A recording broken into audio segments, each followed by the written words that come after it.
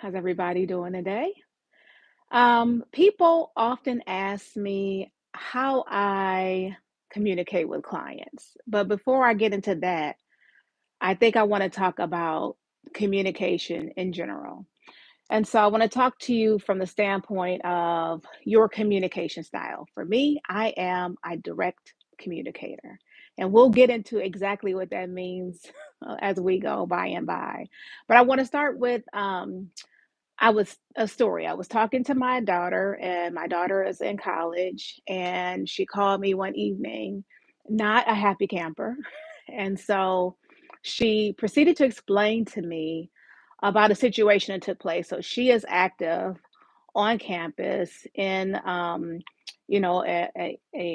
on campus group affiliated with, or aligned, is probably a better way of saying it, aligned with her major. And so they're getting ready for their spring activity. And I just don't want to give too many details because, I want to protect her privacy. She knows that I'm sharing the story. She knows that I share a lot about her on this channel. So, anyway, she calls me. They're getting ready for the spring activity. It's a big photo shoot. She was not there, however, or either she was there in the beginning and then she left. She like just kind of touched bases with everyone because she's also in a leadership position in this organization. So she got a phone call about some things that went awry during the photo shoot. And of course, no one addressed it. And so my daughter, being the type of person that she is, she's like, okay, I'll handle it. Of course, the individuals who call her knows this about her, knows that she's going to take the bull by the horns and address the situation. So she calls me and she asks me, what do you think I should do? And the first thing I say to her is, you're a leader in the organization. Yes. So there is some responsibility, there is some accountability as it relates to being in a leadership position and representing the organization and making sure that people follow the, protocols and procedures of the organization and how, the things that you set forth during things specific to the shoot and otherwise, right? So their bylaws, their constitution, their organizational charter, those would be things that I would think of. But I have to remind myself that this is, a student organization that's largely got a lot of autonomy, right, to kind of run things the way that they see fit. So I say, to her, yes, you are responsible as a leader, but I just also want to remind you that there was a reason why this bone was brought to you and dropped at your feet because people know that you will address it, right? And they know that you're not afraid to address it. But what I want to caution you about in your position is, first of all, you weren't there. So you don't know what transpired. All you can know is what individuals have come back and said to you. So you largely have hearsay to go by. And so I would first caution you to ask the individual who, was acting in allegedly acting in an appropriate manner, what their perspective of the situation was. Hey, I was, at the shoot a little earlier this evening. I had to, leave and take care of some other things.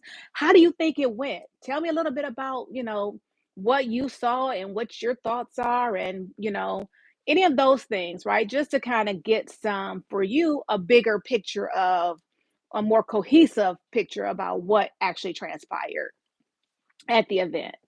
And so I'm using this today as a way to say that we all have different communication styles. And so it doesn't matter professionally what role, although a lot of you are here for training and development, instructional design. Some of you are here for leadership. Some of you are here for, my political background, spending 15 and a half years as an elected official, 5 of those years in a leadership position. And so some of you are here for those reasons, but whatever walk in life you are in, communication is paramount, it's vital, it's critical. And so that's why I want to kind of back up and start with communication as a foundational principle, right? And build from there. So if you know what type of communication style you have, then you're kind of easy it's easier for you to kind of plot your way forward in some of these communication scenarios where you have to, lean into your style and also be able to flex. I've talked about flexing your style before, and understanding the person who you're talking to or the people that you're addressing, understanding their styles as well, so that you limit miscommunication, misunderstanding, offenses, things that easily come up in communication because we don't leave space and grace for people to respond differently or even think or have a different perspective than we do. And so, if you're new here, my name is Jennifer Mitchell Early. I help individuals and teams achieve organizational and personal success by providing customized training, resources, tips, and tools to help you pursue purpose and grow and evolve professionally. If that's something that interests you, go ahead and hit the like button, please, so we can, spread this knowledge, and go ahead and subscribe and hit the notification bell so that you'll be notified every time I upload new content. So, I want to talk to you today about good cop, bad cop, right? That's something that we've all heard before, and the premise is in interrogations when someone is being perpetrator is being or a suspect is being interrogated, there's two cops that come in. One is the good cop, one is the bad cop. The bad cop is hostile and aggressive and confrontational, where the good cop is amenable, agreeable, seems to be low, even keeled, or even, laid back, and someone that the suspect would be able to, easily have conversation with. I just want to use that as a premise today to talk to you about direct communication, the power and perils of that communication style. And if you haven't already guessed it, your girl is a direct communicator. I come straight down the road many times to say whatever it is that I feel like I need to say. So, the good cop, bad cop, I'll just say that um, it's just an easy way, an easy analogy for me to kind of explain my position on these things, and then how I move forward in the spaces that I occupy, even in my personal life. So I'll say that when my daughter was in high school, and when she first got to high school, there was an issue with her making it to class on time. She went to high school. She was in a new building. Her locker was on one side of the building. The class that she kept being late to was on the opposite side of the building. And so, I tried to address it through email communication with the teacher. Joey is a new freshman. She's having, a bit of an issue getting from her locker to her class on time. Is there, can we extend grace? Is there another way that we can go about this? I mean, even looped in the administration. Is there another way she can get there, that just because she's new and I've never been in your building before, maybe that can help things out, help to alleviate the stress? So we tried all these various alternatives that did not work. And therefore, we had to have a conference so we could sit down and discuss things. Joey, the teacher, the assistant principal, myself, and then I always bring my mother in on these conversations because she's a 36-year veteran educator, and she kind of speaks teacher language. And even though I have a master's in education and I've been doing training and development for a very long time, I don't teach children. So the challenges that I have are with adults. So it's just a total different audience and total different, a lot of times, needs that need to be addressed. So I bring my mother into these conversations for those reasons, so that, she can be a voice of reason. She can be an intermediary because she talks their language. She understands the challenges of being an educator, and not too long ago was she in the classroom. So she kind of bridges the gaps, right, between my thoughts as a mother, a concerned mother, and their thoughts as a teacher doing their job and making sure the kids are not taken advantage and blah blah blah. Good cop, bad cop, because my mother is agreeable, she's amenable, she's social. I mean, my mother is very sugary. And so if you know her, then you know what I'm talking about. She's very easy to talk to, she's congenial, she's all of those things, whereas I have been described as a bull in a china shop by my own mother. So I'm about business. I am direct. I am forthright. I am honest in my communication. I endeavor to be ethical in my communication, but I am also a mother. So when it comes to my child, I can also be extremely blunt when when I ask probing questions, when I'm trying to get to the heart of the issue for resolution. Because my goal is to walk out with a plan that can be implemented that will work both for my daughter and for the teacher so that she can get to class and get the education she needs so that she can get out. My daughter graduated with high honors, by the way. So, for those of you who are concerned that I was a helicopter parent, don't worry. She did great, and she's still doing very well. And as I started at the top of our time together, she can very much speak for herself. So, no worries there. No worries. I didn't handicap her if you're concerned about that. But I would go in, and it's funny because that's whole good cop, bad cop thing, which, stems from, again, interrogation, even into negotiations, you'll see that strategy being discussed, to just how I think it's just our natural way of communicating. If you find that someone is agreeable and amenable and kind of lines up with your thoughts, you are more apt to direct your conversation to them. And in those contexts, that's exactly what they did. They talked directly, almost directly, to my mother, and shared plenty of information because they felt like, they were kindred spirits. My mother was once a teacher. My mother understands the challenges. She understands the schedule. She understands all of those things. And I was a parent who sometimes, may or may not understand or even care about the plight of educators. And so, that's how that dichotomy worked. And so what I find interesting is that in a direct communication style, and I'll be looking off here because I have some notes that I want to go over with you, it's straightforward, conveying messages or instructions, right? So I talked about that's really the essence of my personality. Straightforward or direct communicators, I'm just direct communicators. It's little room for ambiguity when they're communicating, right? Messages are communicated clearly and concisely, ensuring that their intentions are understood. And that's first and foremost. I want to make sure that I understand you and you understand me. Direct communication minimizes the risks of messages being misunderstood or misinterpreted, and it's effective when dealing with conflict because clear and straightforward language helps solve problems and reaches distinct conclusions. I remember I told you I was always looking for resolutions. The cons of that, unsurprisingly, the cons of a direct communication style are that some people find direct communicators intense and very blunt. And so that's how you have to weigh out the style. And I think right there, I just want to put a pin in that because I think that's exacerbated also by culture and perception.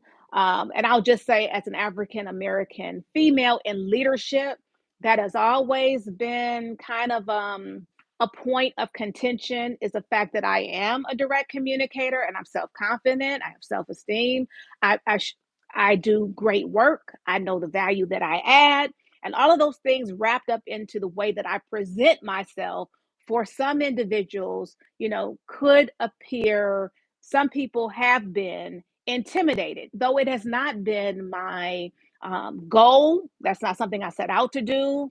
I don't go in a room or go in inner conversations or dialogues and try to intimidate someone. That is not my goal. My goal is to, bring whatever issue it is to the table. Let's talk it out. Let's come to some consensus or resolution, depending on what the situation is, and let's get some momentum and move forward. That's always been, my goal in interactions, personally and professionally. Let's, if it's conflict, let's resolve it. If it's not, let's figure out how we're on the same page, where we can align, and let's go forward from there. So those are some of the pros and cons of that style. So you have direct communicators. In the inverse, or the on the opposite side, you have indirect communicators. So indirect communicators and that style is a communication style that doesn't explicitly um, reveal a speaker's intentions or desires. Instead of directly stating what they want or feel, individuals who use an indirect communication style rely on various cues to convey their messages. So, some indirect communicators express themselves through nonverbal cues such as body language and tone. Um, the subtle signals that they provide, context and additional meaning beyond the word spoken. So now they allow you to read between the lines and infer from the conversation or what is being said, what you choose to infer. They choose their words. Indirect communicators choose their words carefully. They might hint at their intentions or feelings, leaving room for interpretation.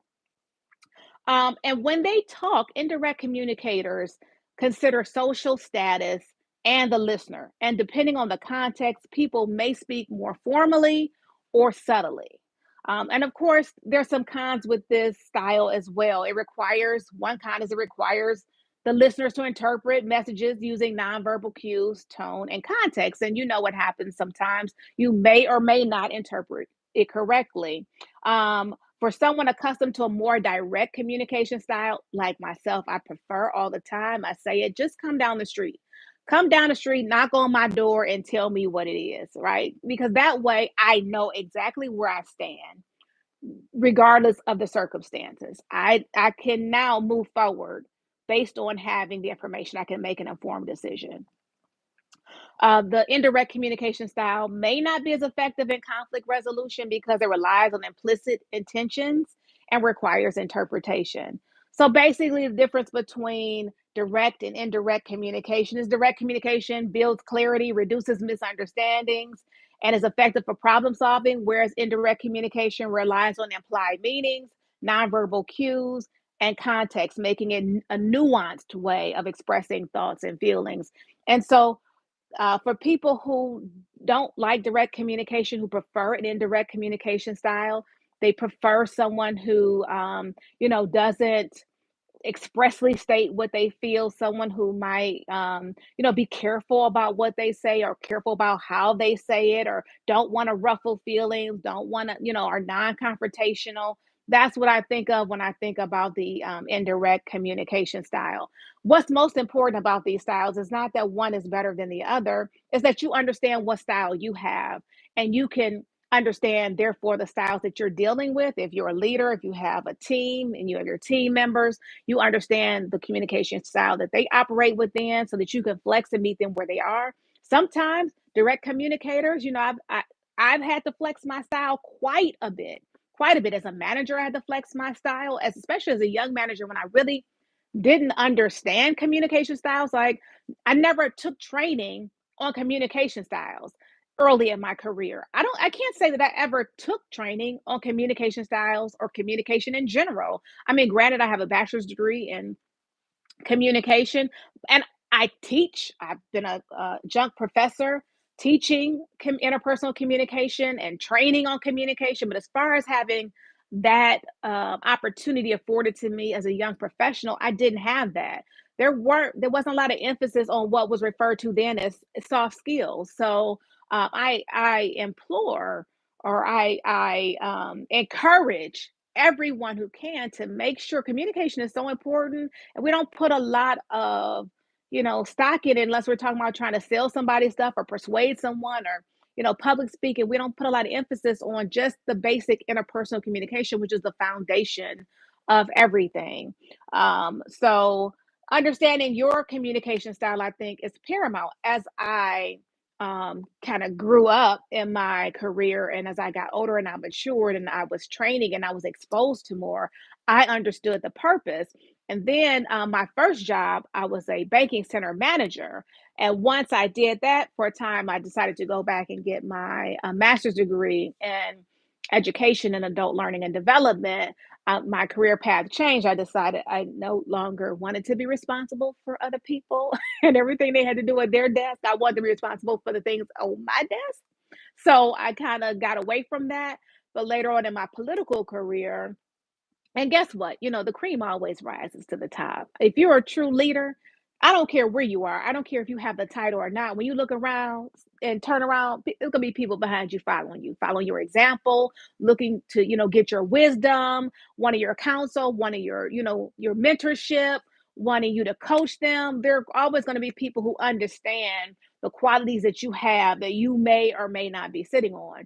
But as I, matured in my career and in my profession, as I got older as well, I realized that there was benefits in being able to understand my communication style and then being able to flex it, to be able to change and not be so direct. If I was dealing with someone whose preference was not direct communication, whose preference was more indirect, they wanted more of a soft shoe, soft pedal approach, and I can accommodate that. And where I learned the most about my communication style was as a leader, as council president, and that I think was probably the that really put me in a position where it tested right my one thing I tell my daughter all the time: you read things and the theory is great, but the practice is where the rubber meets the road. The practice is where it matters. The practice is where you put it in, you apply it, right, and you see if it really works out the way they say it does in those books you're reading. And so for me, as a council president, where you have now people, different political views, and people that you weren't even like, you were barely civil with before. Now you're leading them. That was very, very, very interesting. And I had to grow a lot in that position. I had to figure out, like, understand my team's strengths and weaknesses, understand what makes them tick, understand what's important to them, what they're passionate about, and to be able to speak to people where they were, mentor them, coach them, bring them alongside, to be able to undergird the vision, to be a part of the vision, to be a part of the team.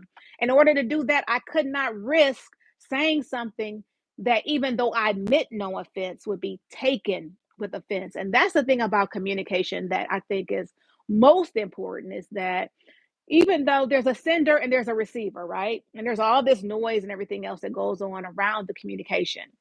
But what makes effective communication is when the sender sends a message and the receiver receives it exactly the way the sender intends it to go out. And you know that that doesn't always happen, right? Unfortunately, because of the noise and everything else that goes on in communication. And part of the noise could be what's going on in someone's head, what someone thinks, your body language, your tone, all of those things play into the message itself. And so I had to learn how to monitor all those things simultaneously, and then find a way to deliver my message in a way that it would be received, right? And not only would it be received, but there might be something within the message or in the way that it was delivered where someone could agree with it or see reason in it. And so I learned a lot about that during those times. So again, it's not whether one style is better than the other, it's learning how to communicate within the different styles, right? So if you want to understand your communication style, you can start with getting feedback from others. I know there's some companies who do a 360, right? So what they do is they go around and talk to everyone that you engage with, your managers, your peers, maybe your clients, and they ask them questions and they send it back. And then they ask you the same questions about yourself. You talk about it and then you see what other people say about you. So feedback, constructive feedback is always great. We should always be in a position, and I know it's hard. I know it's hard. You're not the only one. It's hard sometimes to take constructive feedback. But, I think that if we can step outside of ourselves and just tell the ego, you sit right here, I'll be right back. Let me listen to this feedback. You can find something valuable and applicable in the feedback that you get. Now, not all your feedback, but I think most of the feedback there can be, little tidbits in everything that you can take back and you can apply. So there's also, you can do self-assessments, you can do quizzes, there's things online that you can do for free. And then there's other things like behavioral assessments and personality assessments. Myers-Briggs comes to mind. And then there's a DISC profile assessment. And the DISC, I've taken twice in my career, and I have both of them here. So I took one DISC in, I'm about to date myself, y'all. in 1999. Yeah, I took one in 1999. And then the second one I took in 2015. So I have them. And what's interesting about the disc, and let me tell you about the disc if you're not familiar with it. The disc profile assessment is a valuable tool for understanding individual communication styles and work preferences. It measures four key behavioral styles. So it's dominance is D, and that's dominant individuals tend to be direct, assertive, and results focused. And I'll let you guess as you listen to this, where you think I ended up on this disc. They value efficiency, action, and independence. In communication, they may come across as blunt, insensitive, or overly aggressive. Um, the second one is inspiring. So we talked about the D. Now we're on the I, inspiring. Individuals, Aspiring individuals are outgoing, enthusiastic, and people oriented. They thrive on social interactions and enjoy motivating others. Their communication style is often expressive, persuasive, and optimistic. The S is for supportive. So, supportive individuals are empathetic, patient, and team oriented. They prioritize harmony and collaboration, and their communication tends to be warm, friendly, and accommodating. And then the last, the C for DISC, is conscientious. The conscientious individuals are detail oriented, and analytical, and systematic. They look for accuracy, quality, and following procedures. Their communication style is precise, cautious, and thorough. So that's what the DISC, the DISC, stands for in the DISC assessment. So I told you I did one in 1999. I did one in 2015. So 16 years apart, right? So in 1999, it says, it was October of 1999, that my classic pattern is an objective thinker. So let's see what it says in 2015. Let's see if I changed a little bit. Remember, I told you as I got a little older and matured and went up the ladder and changed in my career, grew and evolved and all those great things. Let's see here what it says. Okay, on page 1, my disc graph, guess what I was? I was an objective thinker still after all these years. Now my eye went down, it changed a little bit, but I still was an objective thinker. So what it says is that the core of who you are and your style remains. Even though I learned how to flex and all of those things, the core of my style is still the same. And what do you think I was highest in? The D, the I, the S, or the C? It shocked a lot of people. It shocked a lot of people because most people, and I'm sure you too, if this is your first time meeting me and listening to this video, you would think that I would be a D, right? That I would be high in dominance because I am straightforward, all business, um, focused, laser focused, a truth seeker, all of those things. I'm sure you thought that I was a high D. Guess what? I am a high C for conscientious. I am high in the conscientious dimension. As a result, I most likely work steadily within the existing circumstances to ensure quality and accuracy. Those who are strong in conscientiousness like to be precise and keep their focus on key details while working in an environment that values quality and accuracy. High C's like to be accurate and orderly, and they make decisions in an analytical way. They prefer to control factors that affect their performance and seek opportunities to demonstrate their expertise. They also like to be recognized for their skills and their accomplishments. So, this also tells me that when I am in a situation and I'm working in a team environment or I'm on a team and we all have allocated responsibilities, this is why I have very little tolerance for people who don't pull their own weight. And when I have communication with them about what their responsibilities were and deadlines and things of that nature, I am very straightforward about, okay, so these are the deadlines. This is what we agreed upon. This deadline is, rounding the corner. Where are we at? Have we met our benchmarks? All of those things. because that is the way that my communication style aligns with my um, like my behavioral characteristics or attributes as defined in the disc profile. So learning all these things about myself, and I have sat and I have read this and marveled at the fact that wow, I am the same 16 years now, almost uh 30 years later, right? Because it's 2024 at this point, as far as my disc analysis and the things that where I align in the process. So I think this, if you can do something like this, I would really and strongly encourage you to do so. If this is ever offered to you, to take an assessment, to really take a look at where you are, because I think it says a lot about you. Like it says, Jennifer tends to be meticulous, calculating, and precise in most everything she does. She may be quite logical, having the ability to examine a situation analytically and to base her conclusions and actions on the facts. If you've been watching my channel for any length of time, I always have some data, right? I tell you, I believe in the data.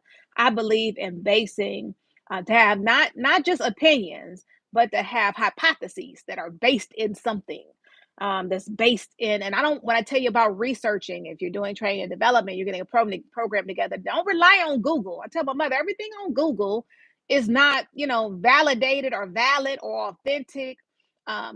Get you some academic resources. If you're going to look at some, um, periodicals and things of that nature, make sure that um, they are valid, that they have, I can't even think of the word right now, but they have some stature, that they are reputable. That's the word I'm looking for, that they are reputable.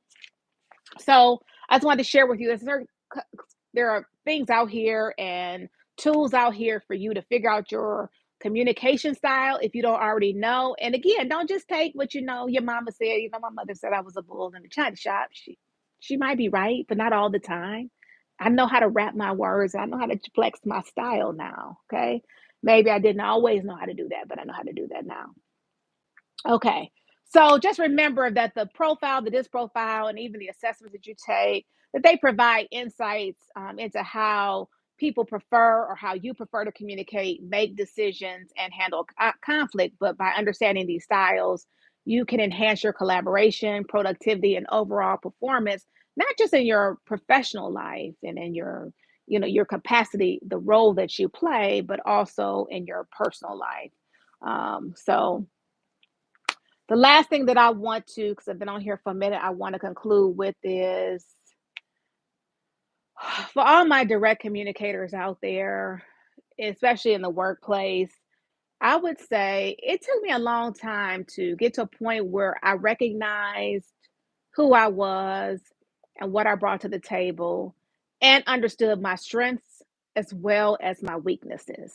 I think it says a lot about an individual if you're willing to do the internal work, right? When you realize that none of us are done yet. If you're finished, you out of here. Because why else would you still be around?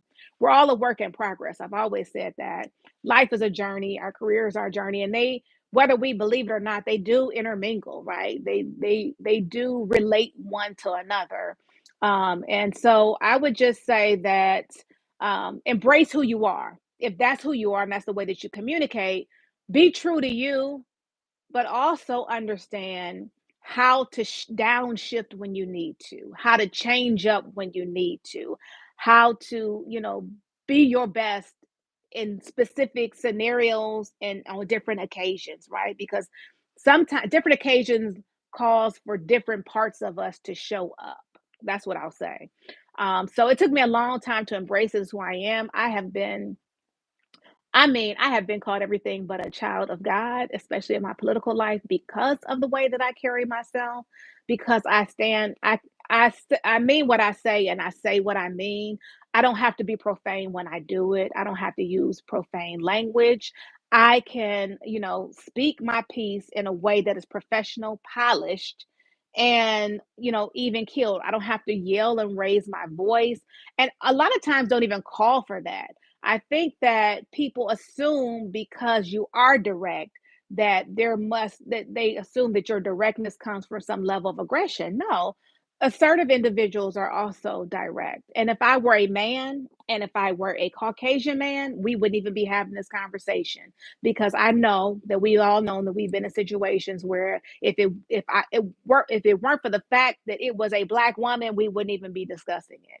You talk about attitude and all of those things. All those adjectives are always used to describe a female. You never hear somebody talk about, a man is stank, or, he's a female canine. You don't talk about any of those things with men. Men are expected to be go-getters. They're expected to be, they're even forgiven for being aggressive on in a lot of ways, because they're the ones who go out and get it. They're the breadwinners, they're the go-getters. And so when you find a woman who is about business, who can handle herself in rooms with everyone, who can respect and appreciate every role, from the person on the bottom to the person on the top, everybody gets treated with the same level of respect, then that becomes a problem. And so I've already done a video about that. I'm not gonna get off on my shoebox on that, but I want to say that if you're a direct communicator, there's nothing wrong with being direct.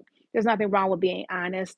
I think that we just have to learn how to frame things in a manner in which they bring about the least offense. Because remember, I talked to you about the message, with the messenger, with the sender and the receiver, and the noise. You don't want offense to be a part of that noise. You don't want that to be the excuse why your message didn't get received the way that you intended it to, and the way in which you sent it out. So we always have to be cognizant of that tone, volume, the way that we articulate things. Um, our nonverbals, all of those things, our eyes, our face. And, for people who have a natural resting face, I hear you, I see you. As a child, people would ask me, "What's wrong?"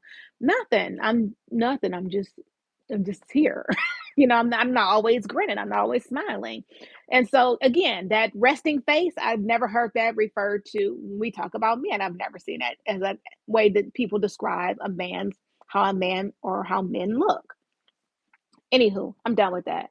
I'm going to move on now. So understand who you are. Understand the benefit of finessing your style when you need to, and don't get trapped. So I'm just going to end this by circling back to the example that I talked about with my daughter. The trap of direct communicators and the good cop, bad cop, right, is the fact that indirect communicators, when they don't want to confront something or they want to be viewed a certain way, will farm the situation out to direct communicators, who are all too eager to jump on and jump in the middle of it and get out front and speak for everybody. I say this from experience. I believe that I am an advocate. I believe that part of my call in this world is to advocate. I I wholeheartedly believe that. If someone is downtrodden or down and out, or they feel like they can't speak for themselves, I have been and probably will continue to be, despite all, a willing mouthpiece, right, to advocate on their behalf. But what I want to say to my fellow direct communicators is, it's a trap sometimes. It's a trap. It's a trap. It's a trap. And you are powerful in your ability to stand up and speak for yourself. And people understand that power. They want that power, but they don't want to risk. They don't want the consequences that come along with that power. So, excuse me, if you offend someone by speaking your piece, but the door, like, you set your boundaries in place, right? And somebody might be offended by that, like, I, these are my boundaries. I've said I don't work past 6 o'clock. At 6 o'clock, I'm clocking out. I'm available to you between the hours of 9 a.m. and 6 p.m. I do everything you ask me to do, but I can't stay late. I'm not coming in on the weekends. I'm not doing all that. I have a family. I have other priorities, and whatever the case may be. I'm just using this as an example. And you lay out your parameter. The person who feels the same way as you, but will never ever say it, will be sitting there thinking, damn, I wish I could say that. Ah, I have the same issue. So what happens is they commiserate with you, right? You're all talking, da, da, da. You're like, well, why don't you just say that? You got to go home. You got kids. Da, da, da, da, da, da, da, da, da. And they're like, well, no, I just could never do that. This job means the world to me. And I just don't want to be looked upon like I'm not a team player. Da, da, da, da, da. So what do? You listen to this situation. Your heartstrings are pulled on because you're compassionate, you want to advocate. So the next team meeting, what do you say? I think it's really unfair for everyone to be asked to go above and beyond, to help such and such meet their deadline when all of our deadlines have been met and we have things beyond this that we need to take care of. We have outside obligations that are as much of a priority as this is. Now, guess what? Guess what? You It probably works, right? It's been my experience that I can be a voice of reason and influential, and it's reasonable what I'm asking about. Hell, I may even quote a employee handbook in the process. The problem is, the reason why I say it's a trap is because it's not your problem. It was never your issue. And now you've taken it upon yourself, and now you're going to suffer the consequences for being the type of communicator that you are. You're going to be looked at as someone who always has something to say, isn't agreeable, doesn't go along to get along, blah, blah, blah, blah, blah, blah, blah, blah, blah, blah, blah, blah, for someone else. And that's what I was trying to say to my daughter. I understand that you're the leader, and I understand that you're accountable and you're responsible, and I understand that you take your leadership role and this organization's role on campus very seriously, and that there's a certain level and type of behavior that is appropriate and people should be held to account. But guess what? There was other leaders there, and nobody said anything.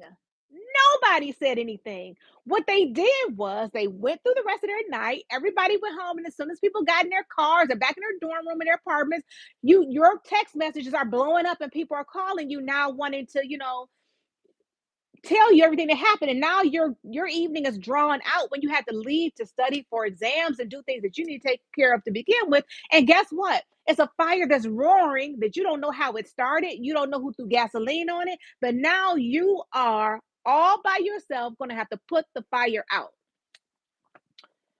All I'm saying, y'all, is it's a trap. It's a trap. So I'm going to get off of here.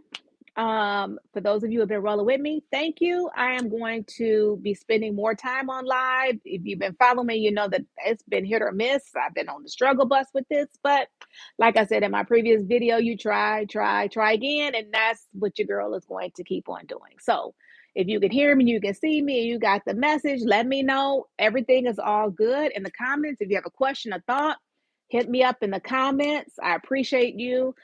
Hit the like button, share it so that other people who might benefit from this video will be able to partake of it. And yeah, I will see you in my next video.